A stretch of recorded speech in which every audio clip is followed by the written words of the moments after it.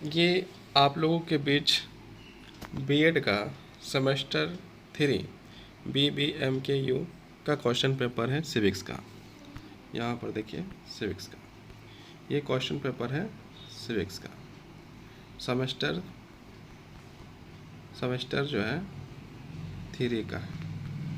Semester 3 का जो है क्वेश्चन पेपर है BBMKU का। BBMKU का जो है कि ये विनोद बिहारी का जो है कि क्वेश्चन पेपर यूनिवर्सिटी का जो है ये सिविक्स का है।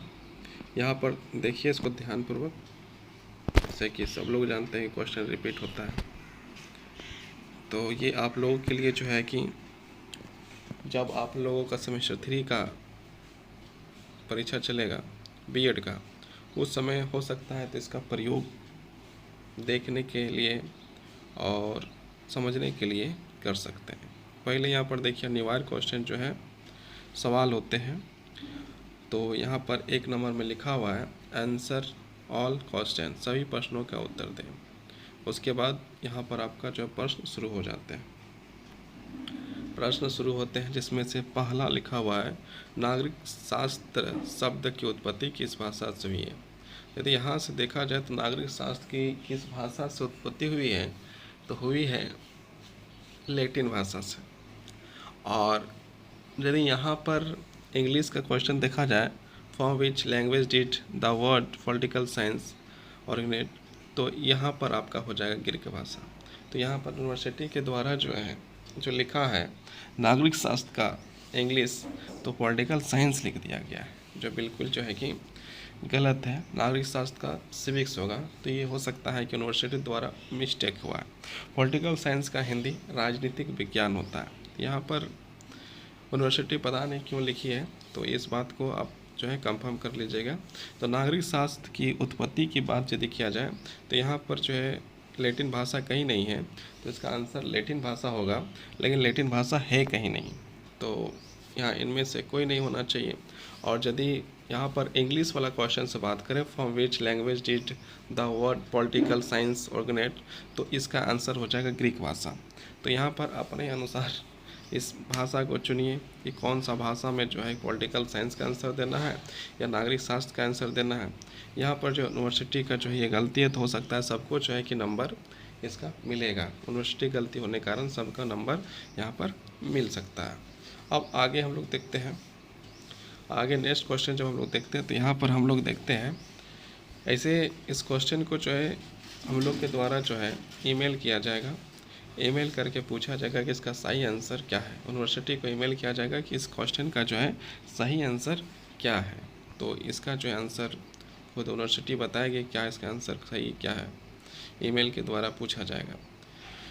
लेकिन अभी फ़िलहाल तो यहाँ पर देखा जाए तो यहाँ पर क्वेश्चन वही लिखा हुआ है नागरिक शास्त्र शब्द की उत्पत्ति किस भाषा से हुई है, तो लैटिन भाषा जो है कि आप किताबों में पढ़िएगा तो लैटिन भाषा लिखा हुआ है।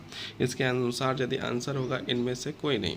और यदि पॉलिटिकल साइंस के बारे में बात किया जाए तो इसका आंसर होगा ग्रीक भाषा, है ना। उसका जो है कि पॉलिटिकल साइंस का मतलब होता है राजनीतिक शास्त्र और नागरिक शास्त्र का मतलब होता है सिविक्स। तो ये जो है यूनिवर्सिटी की गलती है या नहीं है, यूनिवर्सिटी ही तय करेगी, क्या की गलती भी वही तय करती है। अब आगे देखिए, संविधान की प्रस्तावना में पंथ निरपेक्ष शब्द जोड़ा गया है। तो यहाँ पर पूछा गया है संविधान के द्वारा प्रस्तावना में जो है वो पंथ निरपेक्ष शब्द जो है कि 3 शब्द जो जोड़ा गया था, उसमें से एक जो है पंथ निरपेक्ष भी था। तो पंथ निरपेक्ष जो है कब जोड़ा गया था, तो 42वें संविधान संशोधन में जो है इसको ऐड किया गया था। प्रस्तावना में जो है कि इसका, है ना, प्रीमियल में जो है कि इसको ऐड करने का काम किया गया था। तो उसमें जो है कि 42वां संविधान संशोधन में ऐड किया गया था। यहाँ 2 नंबर का जो है बी नंबर का क्वेश्चन है, संविधान की प्रस्तावना में पंथ निरपेक्ष शब्द को जोड़ा गया था। तो कब जोड़ा गया था, 42वें संविधान संशोधन में जोड़ा गया था। इसके बाद तीसरा क्वेश्चन जो सी नंबर का है ना, डेमोक्रेसी लोकतंत्र का अर्थ क्या है, डेमोक्रेसी का अर्थ क्या है ना। तो यहाँ पर आपका इसका आंसर यदि देखा जाए तो इसका आंसर जो है कि यहाँ पर पूछ रहा है लोकतंत्र का अर्थ क्या है। तो हम लोग जानते हैं, हम लोग जो है कि यहाँ तक भी जानते हैं कि अमेरिका के एक राष्ट्रपति हुआ था जिन्होंने एक बहुत अच्छा जो है कि बहुत ही अच्छा बात कहते हैं, जिसका नाम था, क्या नाम था, आप लोग कमेंट बॉक्स में लिखें। इसका आंसर ऐसे हो जाएगा जनता का शासन। यहाँ पर जो उन्होंने एक परिभाषा दिया था लोगों का, लोगों के लिए, लोगों के द्वारा किया गया शासन क्या है। अब्राहम लिंकन के द्वारा एक परिभाषा दिया गया था जिसको कहा जाता है लोगों का, लोगों के द्वारा किया गया शासन लोकतंत्र कहलाता है। तो यहाँ पर हर जगह जब लोग हैं तो लोग जब है तो अध्यक्ष कहाँ से हो जाएगा, लोग जब हर जगह से लोग जब किया जा रहा है तो यहाँ पर अध्यक्ष कहाँ से आ जाएगा, अध्यक्ष शासन नहीं होगा, मंत्री का शासन नहीं होगा, और यहाँ उपयुक्त में सभी भी नहीं कर सकते हैं क्योंकि अध्यक्ष जो है कि ऐसा भी हो सकता है ना, कोई एक मंत्री का शासन कैसे हो सकता है ना। लोकतंत्र में सबका शासन है और जनता का शासन है, इसलिए इसका आंसर जो है कि जनता का शासन ही होना चाहिए। बाकी आप अपने अनुसार जो है कि सही आंसर चॉइस कर सकते हैं, इसमें आप जो आंसर आपको सही लगे उसको आप चॉइस कर सकते हैं। इसके बाद नेक्स्ट हम लोग बढ़ते हैं। नेक्स्ट यहाँ पर आपको पूछा गया नागरिक शास्त्र। देखिए यहाँ पर देखिए ध्यान देने वाली चीज़ जो हम बता रहे थे ना, उपयुक्त में सभी, हाँ यहाँ पर देखिए ध्यान देने वाली चीज़ जो है ना, क्या ध्यान देने वाली चीज़ है, तो यहाँ पर जो है आपको जो है कि ध्यान दीजिए एक चीज़, यहाँ पर लिखा हुआ है नागरिक शास्त्र और यहाँ पर लिखा है सिविक्स।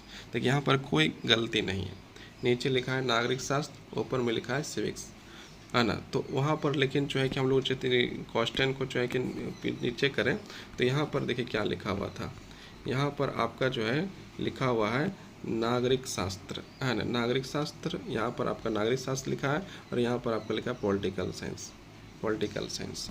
तो दोनों में जो है कि यहीं पर आपको समझ में आ जाएगा कि गलती कैसे हुई, क्या गलती है।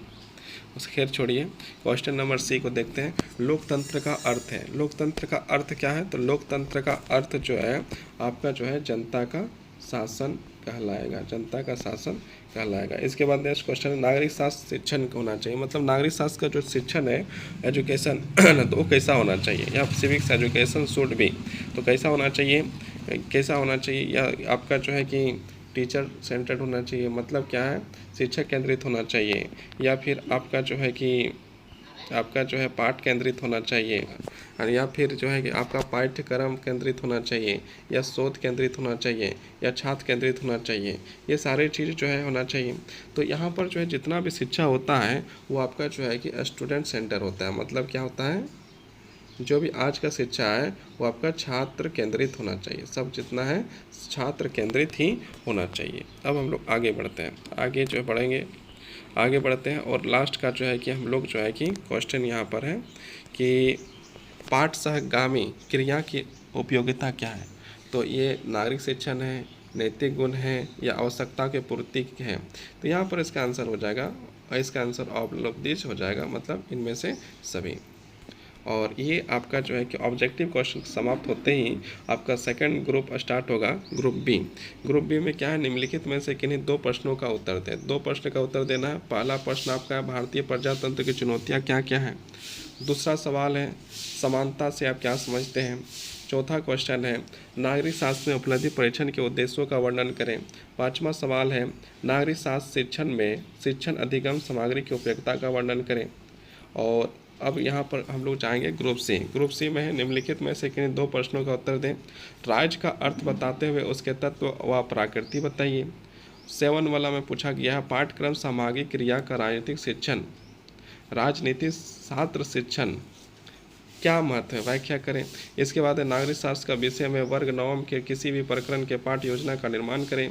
और लास्ट क्वेश्चन हो जाता है न्याय, स्वतंत्रता, धर्मनिरपेक्षता का विस्तार से वर्णन करें।